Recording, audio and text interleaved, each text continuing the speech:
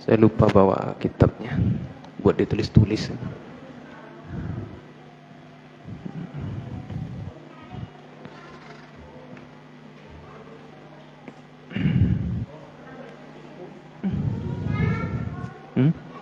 Buku catatan ada enggak?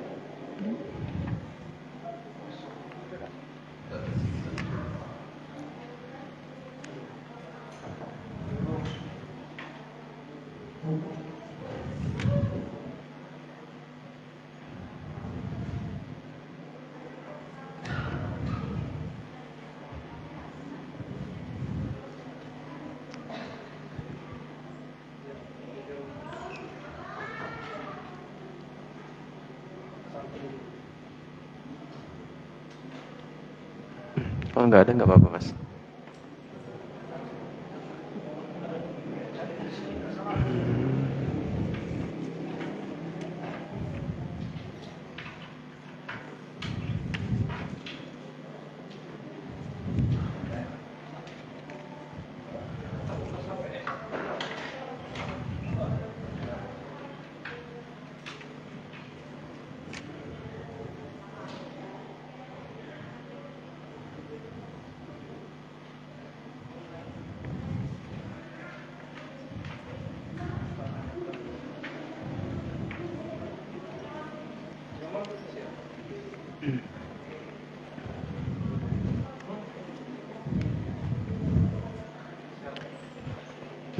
Masya Allah.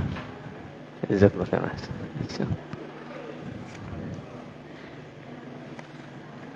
Sudah. Bismillahirrahmanirrahim. Assalamualaikum warahmatullahi wabarakatuh. Alhamdulillahi rabbil alamin. Wassalatu wassalamu ala nabiyyina Muhammadin wa ala alihi sahbihi wa man tabi'ahum bi ihsanin ila yaumiddin. Fasallallahu subhanahu wa ta'ala ayyamunna alaina bi'ilmin nafi' wa amalin salih wa yafaqihna fid din wa afdalana futuhal arifin wa yarzuqna lal ikhlasa fil aqwali wal a'mali. Allahumma amin. Akhwati fillah rahimani wa rahimakumullah jami'an. Alhamdulillah bitaufiqillah subhanahu wa ta'ala nuwasil darsana li hadhihi al-fursah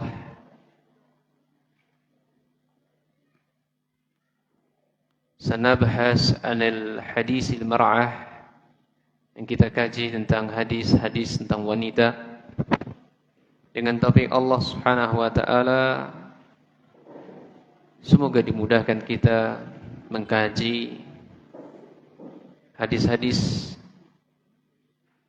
berkaitan dengan para wanita. Kita lanjutkan hadis yang ke-8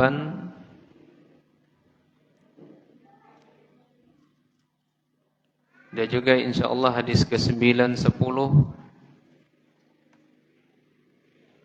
Hadis ke-8, 9 dan 10 ini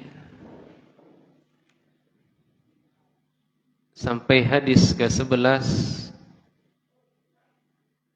ini hadis-hadis yang berbicara tentang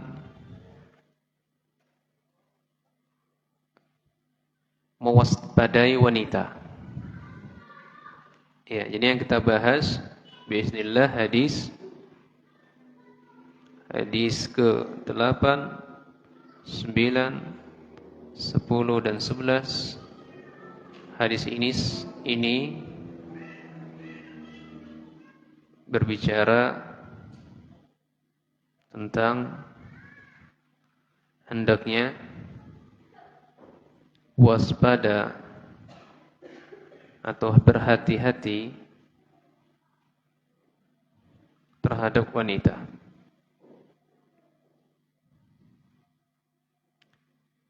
Ya, kenapa mesti diwaspadai? Ya, karena sangat bahayanya pengaruh dari wanita yang ditimbulkan manakala seseorang bermudah-mudahan menganggap remeh bergaul atau bermuamalah dengan wanita. Maka tidak jarang, bahkan hampir kebanyakan, ketika mereka bergampang-gampangan, baik mereka berbicara kepada mereka atau berduaan-duaan dengan mereka, ini akan timbul kerusakan-kerusakan dalam dirinya. Baik kerusakan ditimbulkan bagi wanita maupun kerusakan ditimbulkan bagi sang laki-laki. Makanya bagi laki-laki mesti waspada. Ya, hadis ini bagi wanita hendaknya jangan sampai bermudah-mudahan berseluncuran di media sosial misalnya dengan wanita, ya, atau laki-laki pun sebaliknya hendaknya mereka hati-hati. Baik. Hadis yang pertama atau hadis yang ke-8 ini adalah hadis yang dibawakan oleh Usamah bin Zaid. Usamah bin Zaid radhiyallahu an. Jadi hadis dari sahabat Usamah bin Zaid. Hadis yang dibawakan oleh Usamah bin Zaid ini adalah berbicara tentang dahsyatnya fitnah wanita.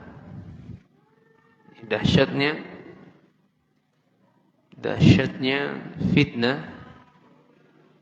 fitnah wanita. Secara umum hadis 8, 9, 10, 11 ini berbicara hendaknya para lelaki atau wanita hendaknya waspada. Ya, laki-laki waspada kepada wanita. Dan hadis ke-8 ini dari sahabat Usamah bin Zaid berbicara tentang dahsyatnya fitnah wanita.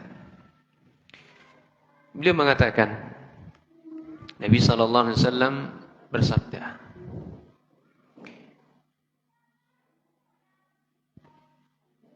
"Ma taraktu ba'di fitnatan ad-darra 'ala ar-rijali minan nisa."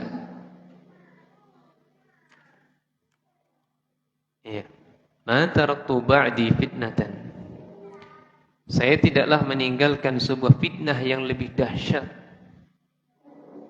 Ya, fitnah yang lebih dahsyat terhadap laki-laki, yaitu fitnahnya wanita. Fitnah yang dahsyat yang ditimbulkan wanita bagi laki-laki. Ya, di sini dikeluarkan oleh Imam Bukhari dan juga Imam Muslim. Imam Bukhari dalam nomor hadis 5096 dan Imam Muslim dalam hadis 2740. Baik, dalam hadis ini makna secara global,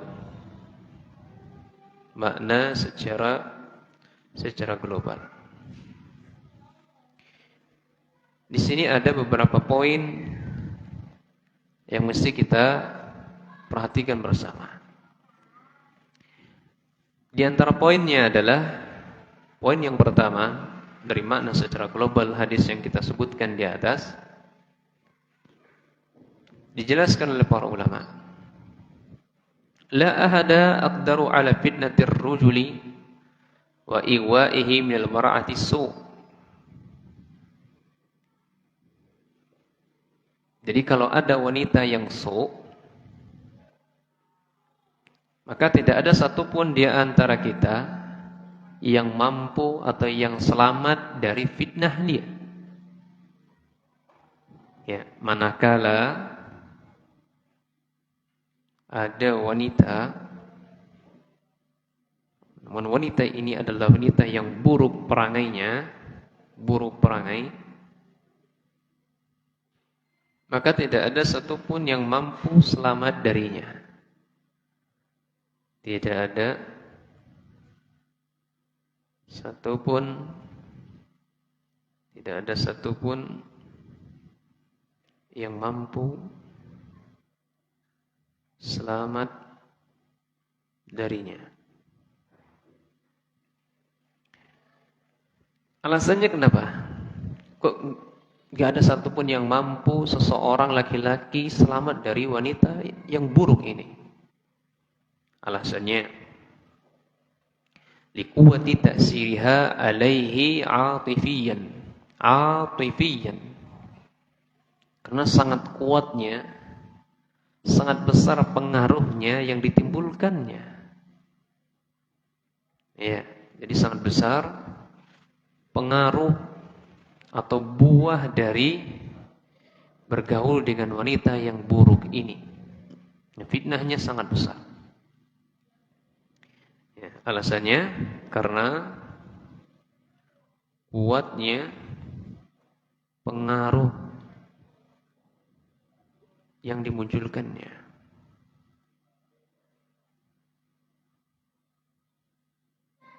Nah,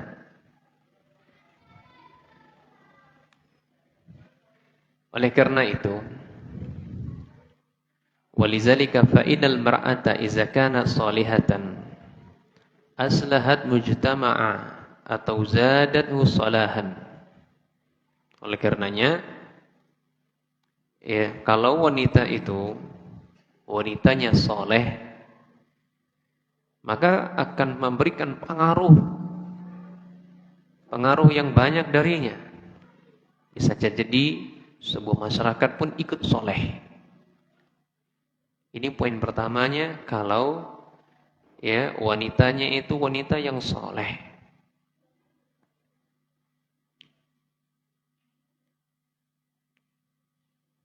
Atau akan menambah kebaikan-kebaikan yang lain. Ini yang kedua. Atau yang ketiga, bisa minimalisir kerusakan yang ada. Nah, jadi bolehlah dicatat poin yang kedua dari mana secara global, manakala wanita itu yang perangainya perangai yang baik, ya, jadi manakala ada wanita yang solehah, wanita yang soleh atau perangainya baik,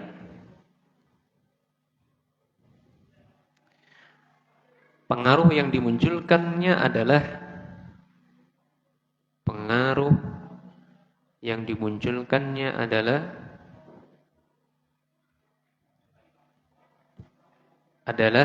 ada tiga kemungkinan.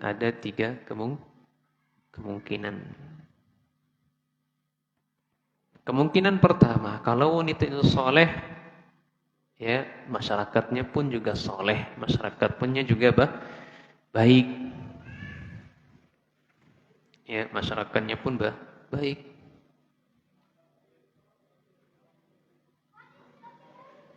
Masyarakat pun baik. Ya.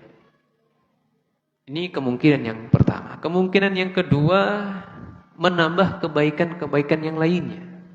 Ya, sedikit demi sedikit keburukan bisa dikikis karena keberadaan orang soleh tadi, keberadaan wanita baik tadi.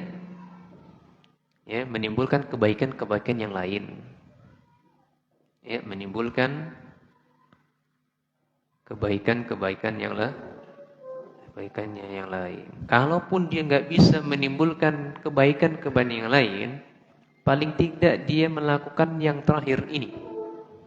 Dia nggak bisa menjadikan masyarakat lebih baik. Dia nggak bisa memberikan kepada orang lain kebaikan. Paling tidak dia tidak atau minimalisir. Gimana itu?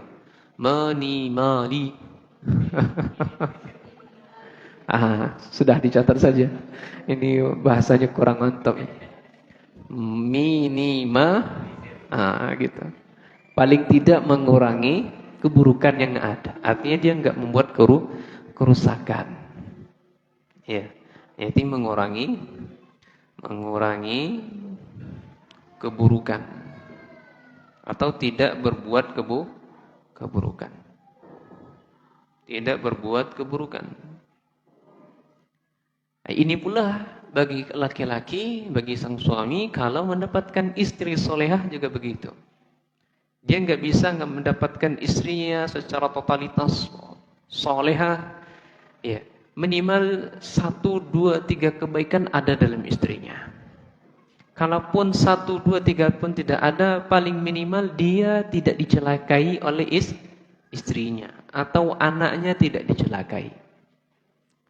Maka tidak jarang kita lupa dapati ketika mendapati wanita yang perangainya buruk, ketika dia emosi, jengkel dengan suaminya, maka dia membuat kerusakan di rumah. Ya, rumahnya berantakan. Ya, itu karena jengkel atau anaknya dipukul karena jengkel dengan suami. Berbeda dengan istri solehah, istri yang perangainya baik. Dia nggak bisa memberikan powerful untuk berbuat baik kepada suaminya atau memberikan 1, 2, 3 kebaikan pada suaminya. Paling minimal dia tidak menyakiti suaminya, tidak menyakiti anak-anak dari suaminya. Tidak merusak dalam rumah. Ya, ini keberuntungan bagi sang suami kalau mendapatkan istri yang solehah, perangai yang baik. Baik. Ini 2 poin yang kita jumpai. Poin yang berikutnya, ya berarti kebalikannya. Wanita perangai yang buruk tadi sudah kita jelaskan. Wa in kanat fasidatan afsadat mujtama'a wal bait. Jika wanita itu perangainya buruk, maka masyarakat punya juga akan ternodai dengan keburukannya dan juga rumahnya pun juga ternodai dengan keburukannya. Kecuali illa man asamahullahu biquwwatid din. Kecuali orang-orang yang Allah jaga, orang-orang yang Allah lindungi karena mereka berpegang teguh dengan agama, ya, dengan tekad yang kuat dengan agama yang mereka miliki. Ya, ini 2 poin makna secara global. Maka berdasarkan hadis ini, ibu-ibu sekalian, saudara-saudari yang saya muliakan di jalan Allah, hadis ini berupa tahzir. Wa hadzal hadisu fihi tahzirun minan nabi sallallahu alaihi wasallam li ummati min fitnatin nisa. Jadi hadis ini, poin yang ketiga boleh kita catat, ya. Hadis ini berbicara tentang tahzir. Ya. Tahzir, apa itu tahzir? Peringatan. Peringatan dari siapa? Dari Nabi sallallahu alaihi wasallam untuk siapa? Untuk umatnya. Agar mereka, tujuannya buat apa? Agar ya waspada. Waspada dari apa? Insyaallah waspada dari fitnah wanita. Nah, fitnah wanita ini adalah fitnah yang paling banyak, fitnah yang paling bahaya bagi laki-laki. Iya. Fitnah wanita ini fitnah yang paling bahaya, yang banyak muncul ya bagi laki-laki. Iya. Misal kalau seseorang itu sudah berkeluarga. Contoh ya, satu contohnya. Contoh ini. Contoh dia sudah berkeluarga. Dia sudah menikah lah intinya. Menikah intinya. Dia sudah menikah. Sang suami Dia sehari itu dia mampu hanya bekerja atau menghasilkan ya 50.000 lah, misal ya, contoh saja. 50.000. Namun karena fitnah dari istri itu tadi, sebenarnya dia mencari untuk lebih, dia nggak mampu, kemudian dia takalluf, ghulu, berlebih-lebihan. Akhirnya sepanjang hari, dari pagi sampai sore sampai malam, full gawean, full bekerja untuk menutupi, untuk mencukupi, ya, atau untuk memenuhi keinginan sang istri. Sehingga kalau datang pengajian nggak datang, mana suaminya udah capek kerja, kajian mana udah hilang, tenggelam semuanya. Iya.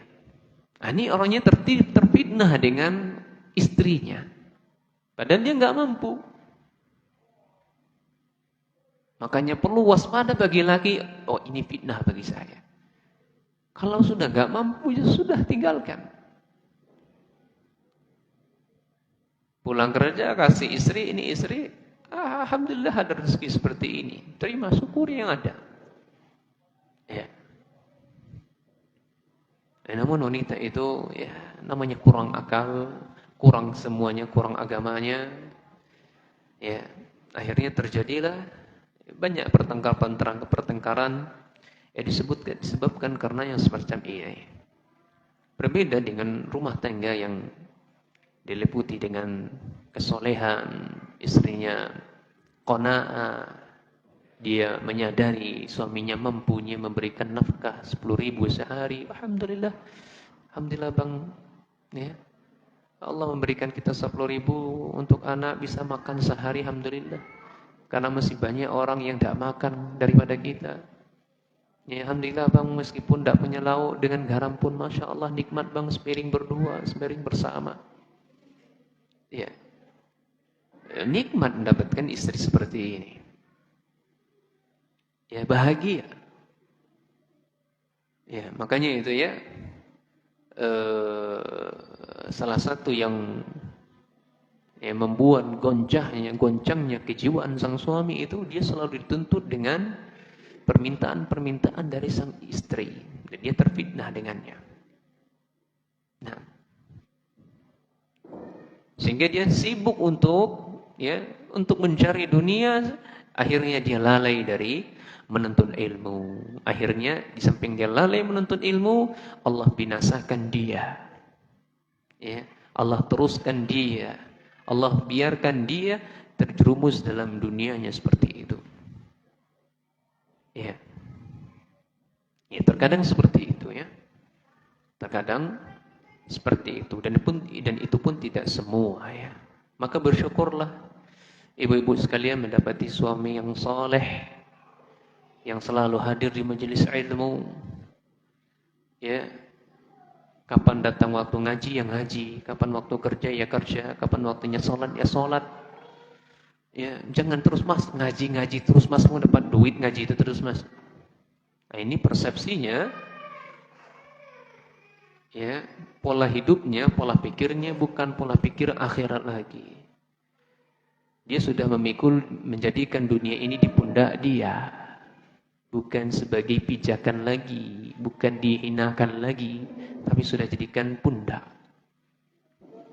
Ya, makanya dalam hadis Nabi SAW dikatakan, Nabi SAW itu tidak khawatir ibu sekalian dengan umatnya mati kelaparan atau miskin. Nabi SAW tidak khawatir. Namun Nabi SAW itu lebih khawatir kepada umatnya ketika dunia itu sudah dibentangkan kepada manusia. Manusia berlomba-lomba mencarinya, ya. Tidak kenal waktu lagi, waktu sholat berlalu begitu saja, ada pengajian datang begitu saja tanpa dia menghampir sedikit pun. Allah binasakan mereka sebagaimana orang-orang yang terdahulu. Orang-orang yang terdahulu Allah binasakan karena mereka rakus dengan dunia. Nah, ya ini poin yang ketiga. Nabi SAW memperingatkan, mentahzir ya, bagi umatnya, hendaklah engkau waspada dari fitnah wanita. Contohnya, ya itu tadi, dia sudah menikah. Sudah menikah, bukan membantu dia untuk ketaatan yang lebih lanjut kepada Allah, ya, namun dengan sebab menikah malah dia jauh dari Allah Subhanahu wa taala. Nah, ini contoh yang pertama. Contoh yang kedua lagi, ya. Jadi apa kesimpulan contoh pertama, Ibu? Ya. Para suami yang rumah tangga yang sudah bahtera rumah tangga yang sudah terjalin, ya, sibuk dengan dunia. Sudah sibuk dengan dunia. Atau diperbudak oleh dunia atau diperbudak oleh dunia. Makanya orang cerdas itu, ibu-ibu sekalian, jadikan dunia ini sebagai ladang bagi kita untuk bercocok tanam. Panennya nanti, jangan sekarang. Panennya nanti. Di mana? Di akhiratnya. Semuanya akan bergembira dengan wajah berseri-seri ketika membuahkan hasil yang indah. Karena jerih payah dia ketika di dunia bercocok tanam. Kemudian contoh yang kedua, ya, baik seseorang sudah menikah maupun belum menikah, dia keluar dari rumahnya kemudian bertabarruj, ya, menghias-hiasi dirinya, menggunakan parfum, kalau berjalan berlenggok-lenggok, ya, kemudian menampakkan auratnya, ya, ingin dilihat oleh manusia bahwa saya ini wanita yang ideal, sehingga tidak banyak yang kita jumpai, banyak mereka terjerumus pada perbuatan zina. Zina yang bertingkat-tingkat. Ya, zina yang ditimbulkan oleh mata, zina yang ditimbulkan oleh syahwat, yang ditimbulkan oleh kemaluannya, zina yang ditimbulkan oleh pendengarannya dan seterusnya. Ya, ketika wanita, ya, contoh yang kedua apa? Wanita keluar dari rumah dengan tabarruj. Ya, tabarruj. Ya, berlenggok-lenggok.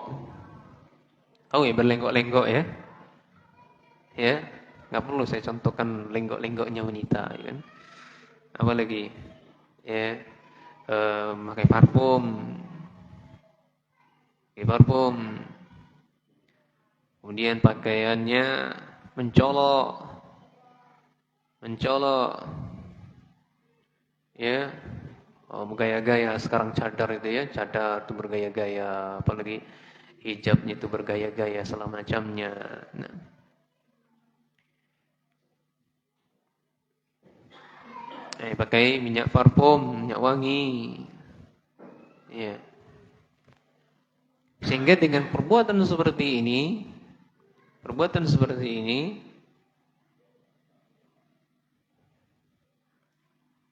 ya, akan menimbulkan zina bertingkat-tingkat.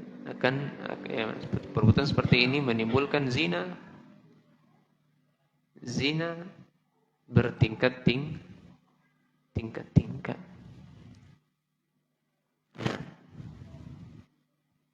Ya. Maka solusi yang ditawarkan oleh Rasul, solusi yang ditawarkan adalah apa yang bagi lil mukminin i'tisamu billah. Hendaknya bagi seorang mukmin atau seorang mukminah, hendaknya mereka i'tisam, berpegang teguh kepada Allah Subhanahu wa taala, kepada Al-Qur'an, berharap kepada Allah Subhanahu wa taala an-najah, keselamatan dari fitnah ini. Memohon, berdoa, berlindung kepada Allah agar selamat dari fitnah ini. Jadi solusinya yang pertama, i'tisam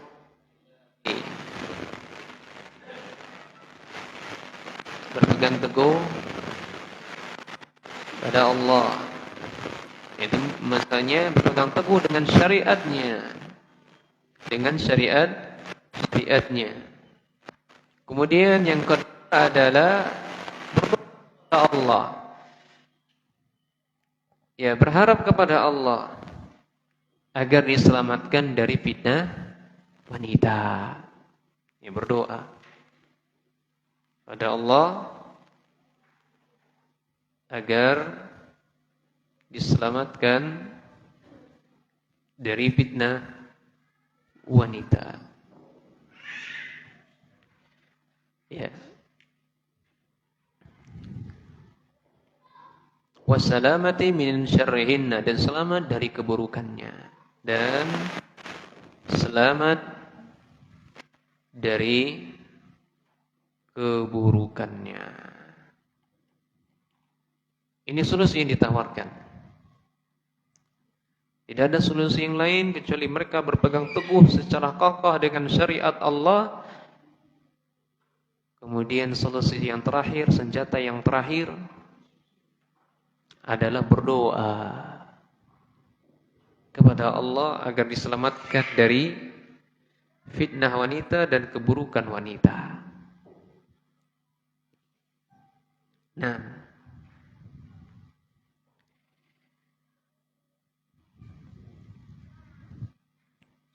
memang kudratnya pada hakikatnya wanita itu memang dijadikan hiasan oleh Allah kepada kita. Ini disebutkan oleh Allah SWT dalam Quran surah Al-Imran ayat 14. Zuyyina lin-nasi hubbu syahawat. Dihiasi oleh Allah kepada wanita. Apa yang dihiasi? Hubbu syahwat. Cinta kepada syahwat.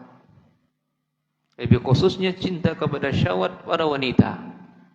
Ini fitrahnya begitu.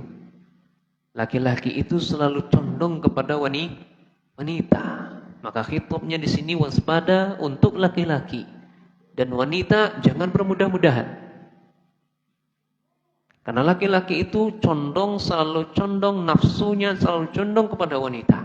Maka wanita jangan dipancing. Kalau wanita ngasih umpan, pancingannya dimakan. Kena. Ya. Maka jangan pernah mancing-mancing. Siapapun dia.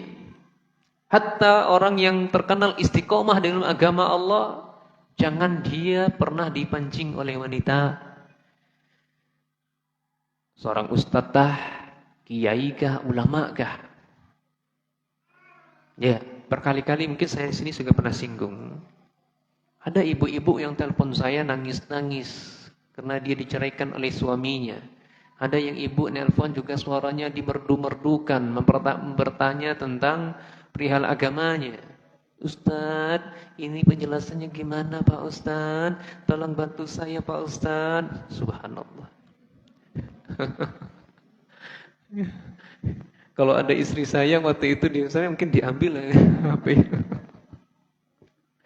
Ya, Allah Ustaz. Jangan dibuat seperti itu, akhwat. Ibu-ibu sekalian. Karena memang wanita itu memang dihiasi oleh Allah kepada laki-laki, condong kepada syahwatnya, condong kepada wanita. Maka bagi laki-laki waspada pada wanita. Bagi wanita jangan dipancing. Jangan kasih umpan. Kalau dikasih umpan, dimakan sama ikannya. Bisa dipahami ya Pak ya? Nah, demikian pula wal banin, anak-anak, wal qanatir wal muqantarah min az-zahab, ya, harta benda perhiasan yang ya tertimbun dalam bumi ini berupa emas dan perak, ya, wal khail musawwamah wal an'am wal hars, ya, ini ladang, sawah, hewan ternak, ya. Nah, itulah semuanya perhiasan Allah berikan kepada mereka. Ini kesenangan hidup di dunia ini. Maka hati-hati, waspada laki-laki dari fitnah wanita dan fitnah muda wanita, jangan memancing. Ya.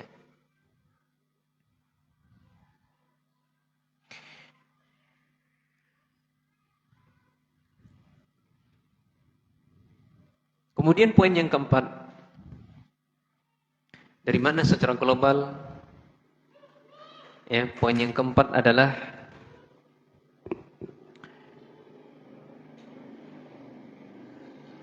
wa istafadu minhu saddu kulli tariqin. Yang bisa kita ambil faedah di sini akhwat sekalian, segala sarana yang mengantarkan kepada fitnahnya wanita ini ditutup rapat-rapat. Segala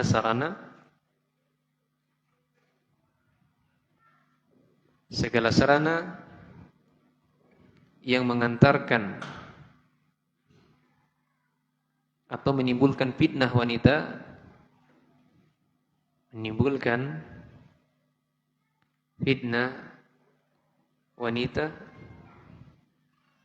ditutup rapat-rapat. Apapun bentuknya. Ya. Mau di media sosial kah? Atau lewat HP kah? Mungkin telepon maksudnya. Kalau dia bertanya sewajarnya. Ya, dan jangan dilembut-lembutkan suaranya, sesuai dengan kebutuhannya. Ya. Sebatas kebutuhan saja, lebih dari itu jangan. Apa kebutuhannya Ustaz? Apa hukumnya ini Ustaz? Ustaznya jawab, ini adalah haram, dalilnya ini dari Al-Quran, Sunnah, ini seterusnya. Jangan ditanya lagi, Ustaz sudah makan? Ya kan? Ustaz istrinya berapa sekarang? Mau jadi istri yang kedua? Iya. Jangan ditambah-tambah. Ya, ditutup rapat-rapat hal-hal yang mengantarkan fitnah kepada hal-hal yang mengantarkan fitnah. Nah, oleh karena itu, untuk menutup pintu fitnah ini, maka sebagian dari para ulama kita mewajibkan wanita itu untuk untuk menutupi wajah-wajah mereka.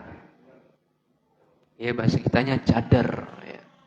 Untuk menutup fitnah yang ada, mungkin dia terlalu cantik ya. Cantiknya sepakat ijma seluruh ikhwan cantikannya. Atau ijma para RT, CRT kecantikannya, maka dalam seperti ini wajib dia menutupi wajahnya. Dan dia wajib menjauhi ya laki-laki asing. Ya, berbicara sewajarnya saja. Ya. Kalau kepada yang sering ya yang kita jumpai itu ibu-ibu pada mamang sayur. Kalau ada mamang sayur, "Mang, ini harganya berapa ya, Mang?"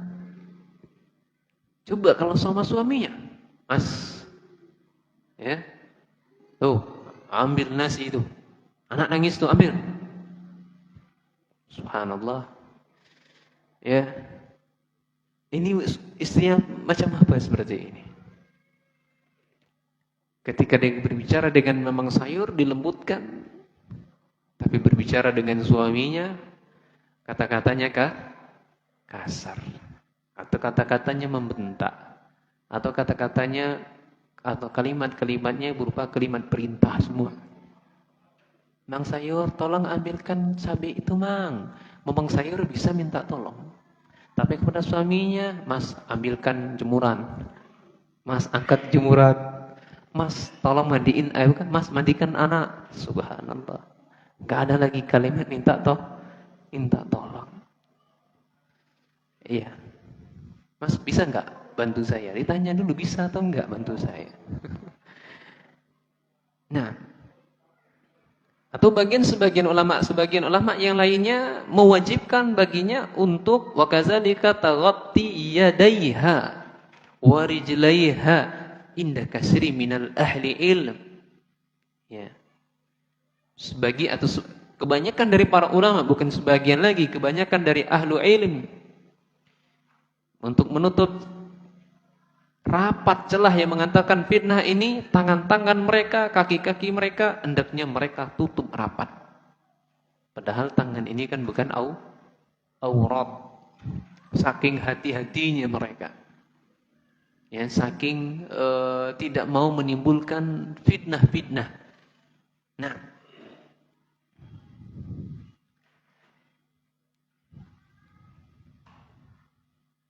demikian pula wajib bagi dirinya untuk menjauhi ikhtilat dengan laki-laki. Karena ikhtilat dengan laki-laki ini fitnah yang besar dan akan menyebabkan keburukan dari dua sisi. Baik keburukan dari sang laki-laki dan keburukan dari sang wanita. Oleh karenanya, kalau ibu-ibu sekalian, kalau mau naik Gojek, silakan naik Gojek, tapi kasih pembatas. Jangan sampai bersentuhan. Ataupun kalau naik Grab itu mobil ya, Grab atau apalah jenisnya, maka carilah mobil-mobil yang kacanya tidak 80% hitam, gelap. Kalau hitam sudah hitam semua, gelap 80%, nggak bisa lagi orang lihat. Dan dia berduaan dengan supir di situ, maka dia khalwat, ikhtilat. Tapi kalau masih bisa dilihat tembus pandang, maka tidak masalah. Ya, tidak masalah. Namun untuk kehati-hatian, selama suami bisa antar. Sang suami jangan biarkan istrinya berangkat kajian sendirian, dia yang antar suaminya. Jangan suruhkan suaminya istrinya naik ojek. Iya. Ikut ngaji juga. Bentuk sayang dia. Selama suami bisa mengantar. Nah, ini ibu sekalian. Jadi kesimpulannya atau sebelum kesimpulan, inilah faedahnya ya.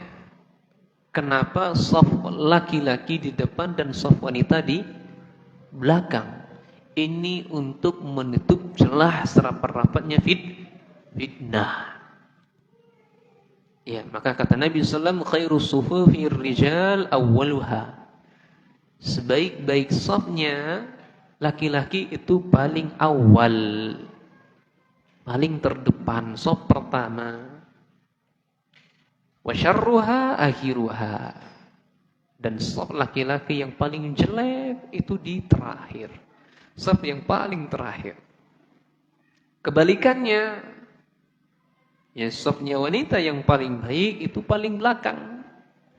Dan paling buruknya di depan. Ya, ini dalam rangka untuk menjauhi wanita dari laki-laki atau menutup pintu-pintu fitnah. Nah, maka dari itu kesimpulannya ibu-ibu sekalian,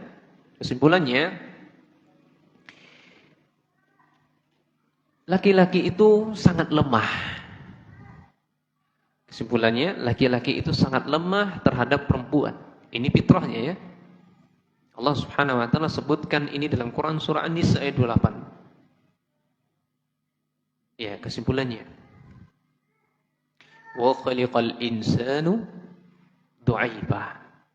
Manusia itu saya ciptakan dalam keadaan lemah. Iya.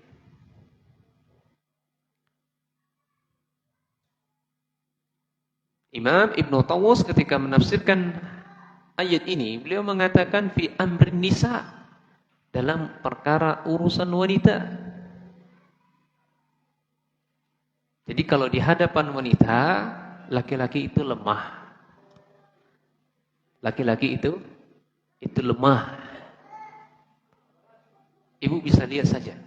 Laki-laki dengan orang lain mungkin bisa garang, lihat wibawanya, bijaksana dan seterusnya. Coba lihat ketika di hadapan ibu-ibu sekalian, dia lemah. Ya, seragam kewibawaannya luluh lantak. ketika ada di hadapan ibu sekalian. Demikian pula Imam Waqi' juga mengatakan demikian, yazhabu aqluhu indahunna, bahkan sampai-sampai akal mereka ketika berhadapan dengan wanita hilang, artinya menurun. Ya. Menurun akal mereka. Ini kalau berhadapan dengan wanita. Lemah dia. Ya. Demikian pula, makanya Nabi sallallahu alaihi wasallam mengatakan, "Ma ra'aitu min naqisatil aqli wa dini azhabu li lubbir rajuli al-hazimi min al-ihdakunna."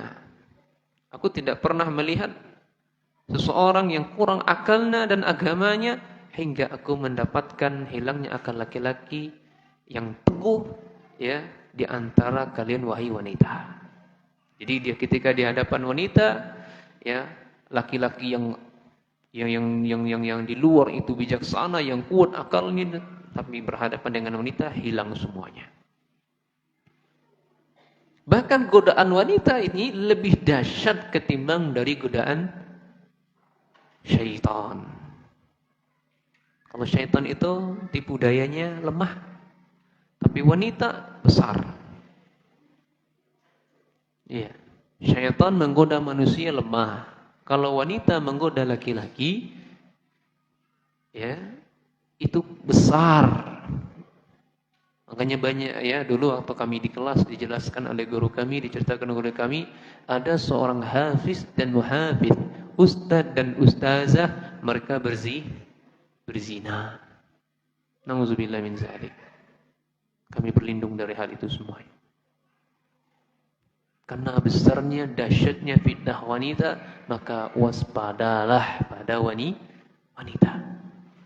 Ini disebutkan oleh Allah Subhanahu wa taala dalam Quran surah An-Nisa ayat 76. Allah mengatakan, "Inna kaida syaitani kana dha'ifa." Sesungguhnya tipu dayanya syaitan itu dha'ifa, lemah. Berbanding terbalik dengan, ya, godaan syaitan.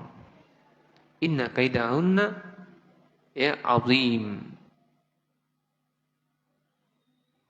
Sesungguhnya godaan mereka, tipu daya mereka itu besar.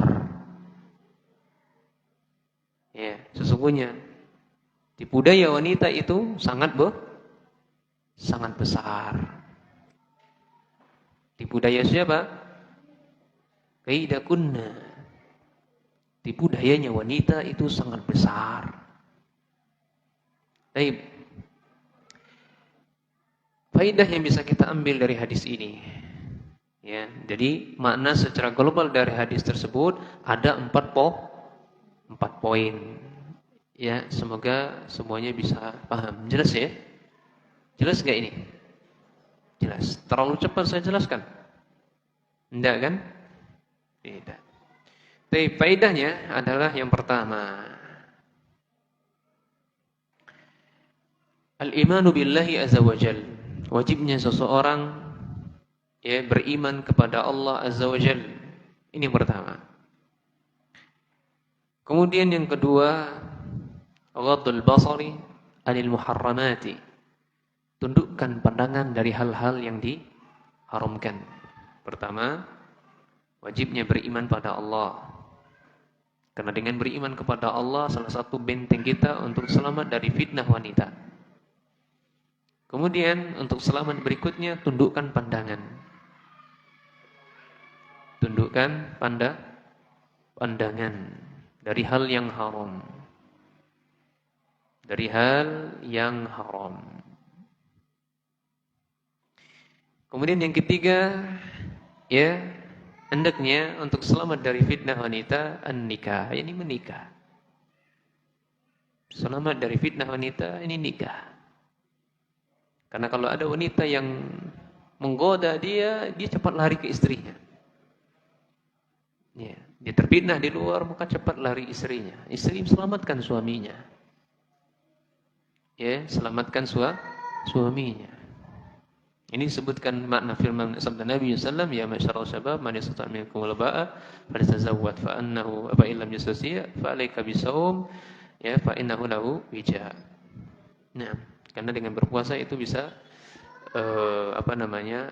adalah wija sebagai tentara kita. Dia bisa membentengi, menyelamatkan kita dari timbulnya perbuatan zina. Kemudian yang keempat, fitnah wanita itu lebih besar ketimbang fitnah syaitan. Fitnah wanita lebih besar ya ketimbang syaitan. Kemudian yang kelima, laki-laki itu kalau di hadapan wanita dia lemah, akalnya hilang. Laki-laki di hadapan wanita ya akalnya hilang. Ya.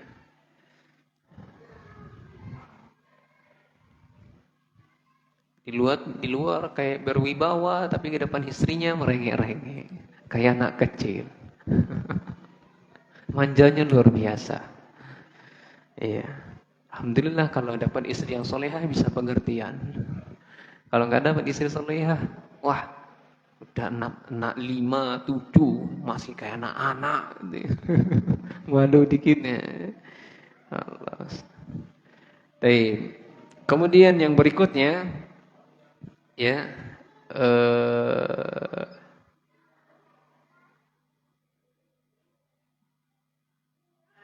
untuk selamat dari fitnah wanita, ini puasa ya.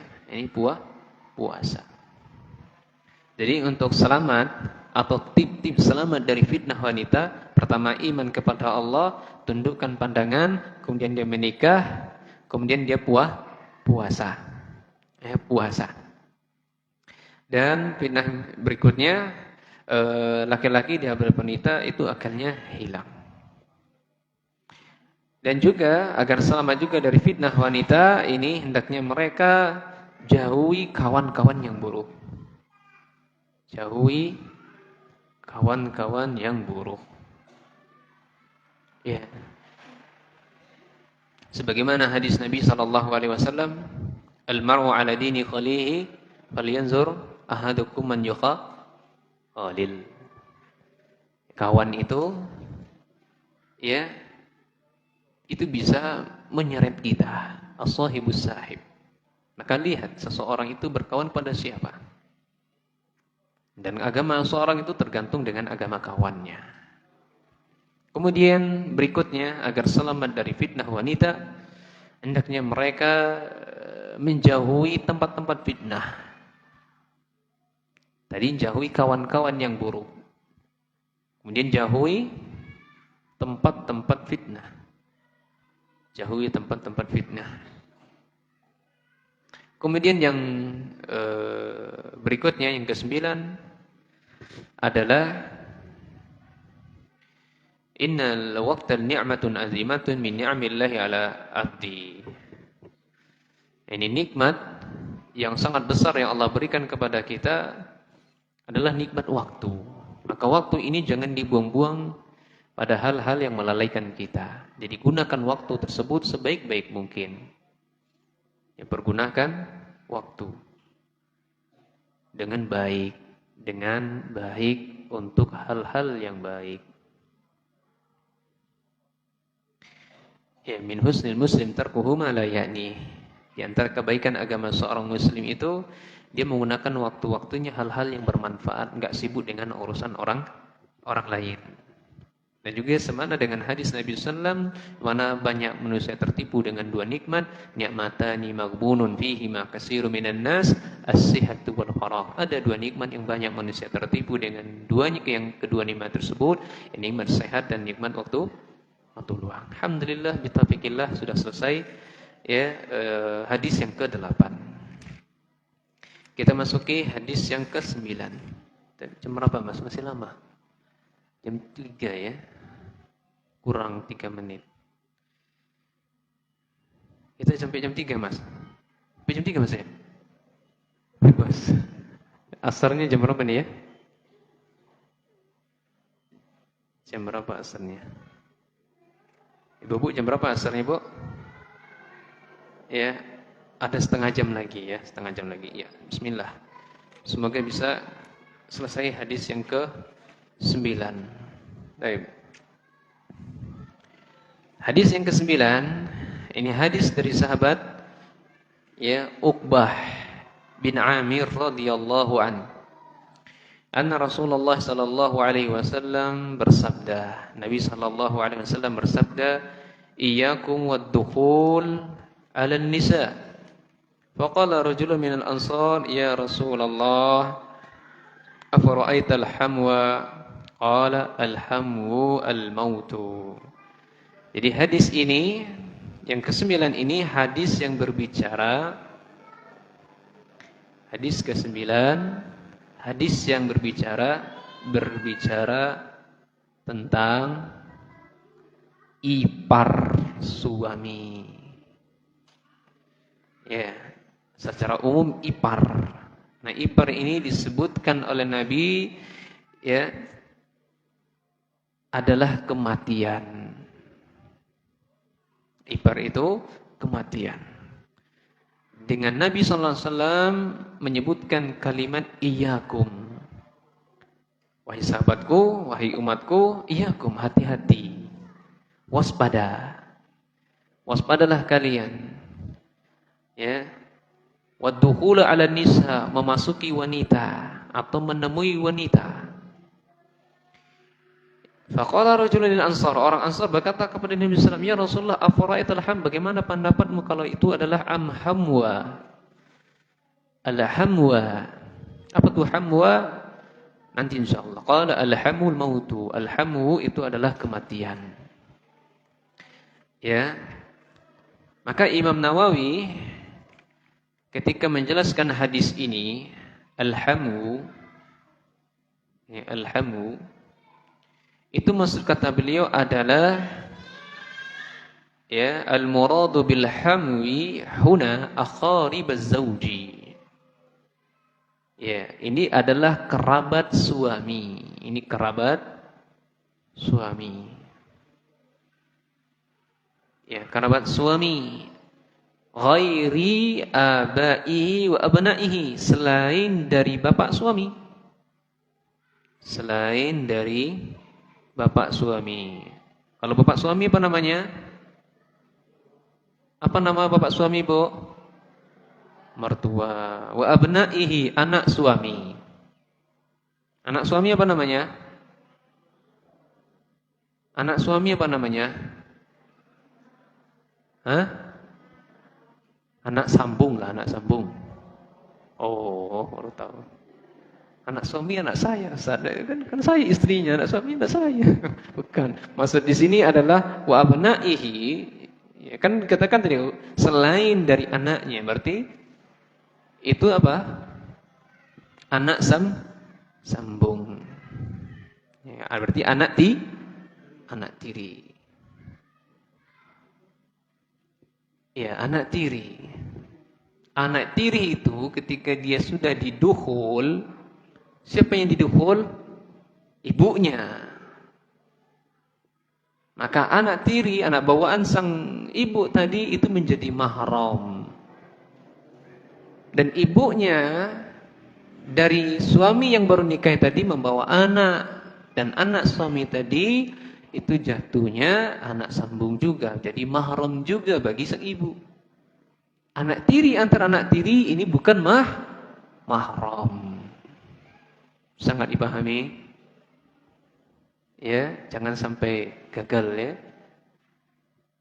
Anak tiri bagi sang ibu mahram, anak tiri bagi sang suami yang dibawa oleh istrinya itu adalah mahram. Ketika istrinya dijima, didukhul. Nah, maka disebut dengan ipar di sini adalah kerabat suami. Ya, kerabat suami. Siapakah mereka kerabat suami? Ya.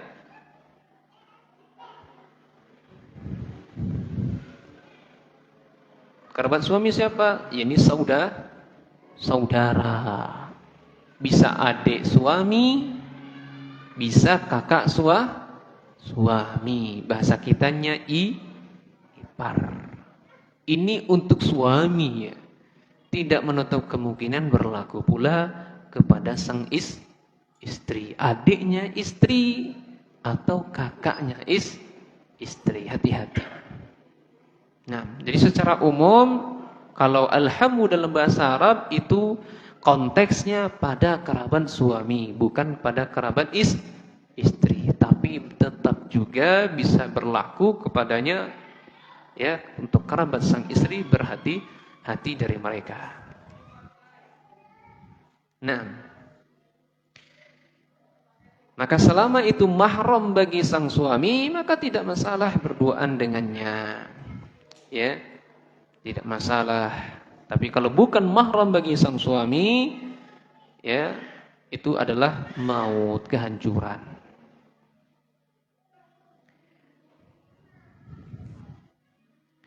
Ya.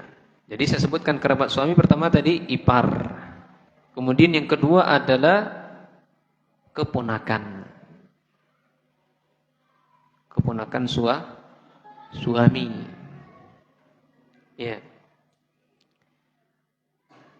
Ini innamal muradu akhun wa ibnu akhin wa ammi wa abnihi wa nahwuhum mimman laysa bi muharramin wa 'adatin nas musahalata fihi. Ya, jadi keponakan suami, ipar keponakan suami, kemudian paman suami. Paman suami atau sepupu suami. Atau yang lainnya yang bukan mahram. Ini disebut ya ipar, keponakan suami, paman suami, sepupu suami, dan yang bukan mahram dengan suami itu disebut dengan hamu. Jangan pernah khalwat dengan mereka. Jangan pernah bersalaman dengan mereka. Berdua-duaan dengan mereka. Ya, maka tidak jarang kita jumpai seorang keponakan suami menzinahi ya istri pamannya, atau bahkan paman suami menzinahi ya istri dari keponakannya. Ini bahaya, atau sepupunya dan seterusnya. Ini enggak boleh, haram secara mutlak ya berdua-duaan dengan yang bukan mahram atau disebut dengan alhamu. Jadi bukan hanya ipar. Paham Bu ya? Bukan hanya ipar. Lebih khususnya ipar yang berkaitan kerabat sang suami, adik suami atau kakak suami. Nah, ini disebut alhamu. Siapa yang jelaskan tadi? Imam An-Nawawi. Ini sebutkan dijelaskan oleh Al-Imam An-Nawawi. Ya, dalam kitabnya ya Syarhul Muslim karya Imam Nawawi. Baca hadis ini dalam ya hadis Imam Muslim. Ya. Masih lama waktunya. Kemudian makna secara global hadis ini, makna secara global. Karena secara global langsung saya simpulkan saja ya. Jadi di sini Nabi sallallahu alaihi wasallam menjelaskan, dalam hadis ini Nabi sallallahu alaihi wasallam menjelaskan ya tentang haramnya berkhalwat dengan alhamu. Ya, haramnya ya Nabi sallallahu menjelaskan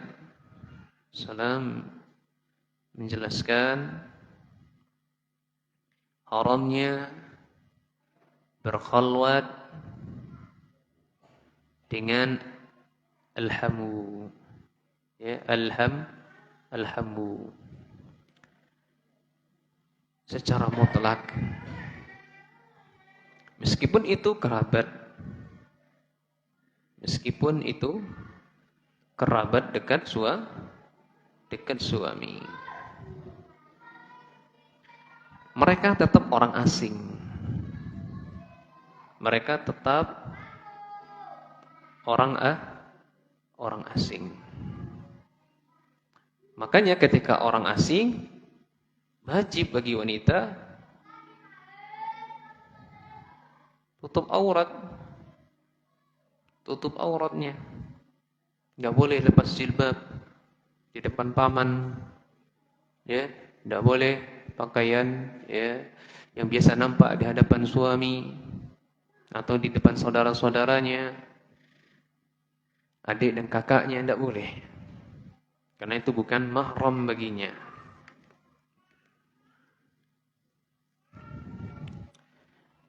Di sini disebutkan haramnya berkhalwat ini, disebutkan larangan secara mutlak dari Nabi sallallahu alaihi wasallam, la yakhluwanna ahadukum bi imra'atin fa inna syaitana salisuhuma. Ya, jangan pernah salah satu di antara kalian berkhalwat dengan wanita, berdua-duaan dengan wanita, melainkan yang ketiganya pastilah syaitan. Ya, demikian pula hadis Nabi sallallahu alaihi wasallam, ay yut'ana fi ra'sihi rajulin bi makhid, ya, atau bil mikhyatin min hadid khairul lahu min ayyamassa imra'atan la tahillu lahu. Ya, seseorang itu dipukul atau ditusuk kepalanya dengan besi, itu lebih baik baginya ketimbang dia harus menyentuh wanita yang bukan halal untuk dirinya. Yaitu dalil-dalilnya tadi ya. Ya, dalil pertama tadi apa? Syaitan yang ketiga. Syaitan yang ketiga. Yang ketiga, jika berduaan. Dalil yang kedua apa? Ya, lebih baik ditusuk. Lebih baik ditusuk kepala dari besi. Dari besi. Ketimbang menyentuh wanita yang bukan mahram. Kan mahram dijamkan oleh para wanita ya. Ustaz, saya harus pakai sapu tangan, Ustaz. Lihat di baju begini, Ustaz. Haram. Tidak ada istilah para ulama ya, baik dia menyentuh dengan ini atau tidak. Tidak boleh. Nah, enggak enak asal kalau enggak disalamin.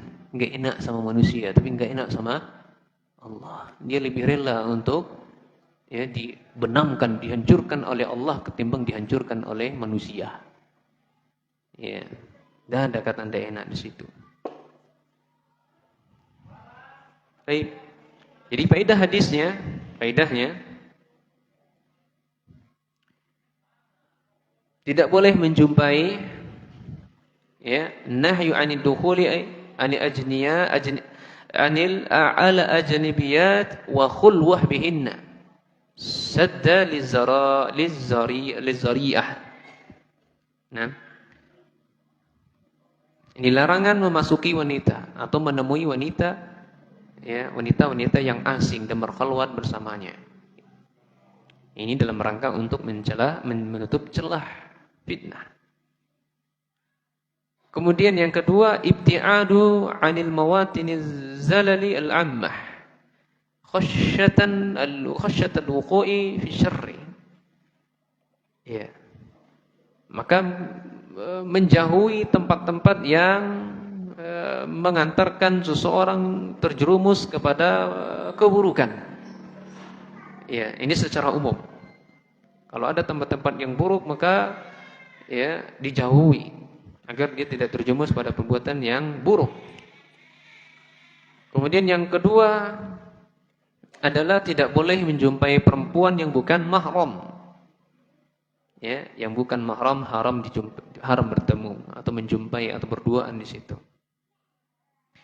Yang ketiga wajib kenali mahram.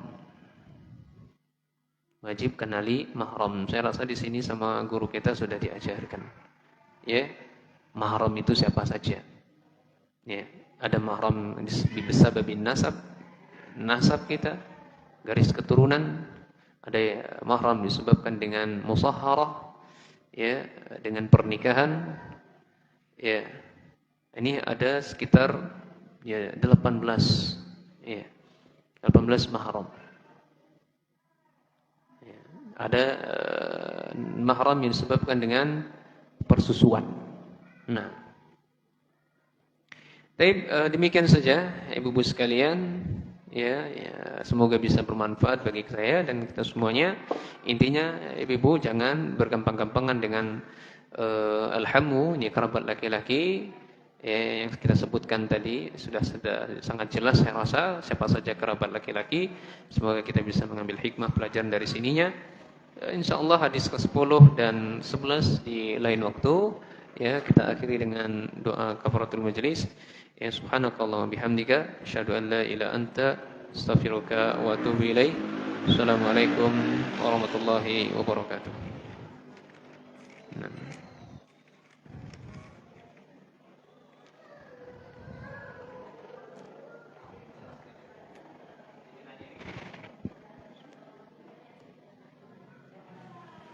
Ada pertanyaan lagi Ibu?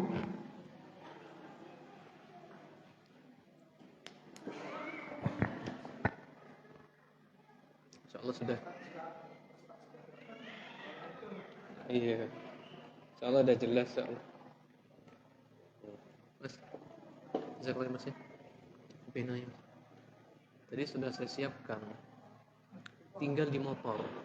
Mobil yang ke bawah.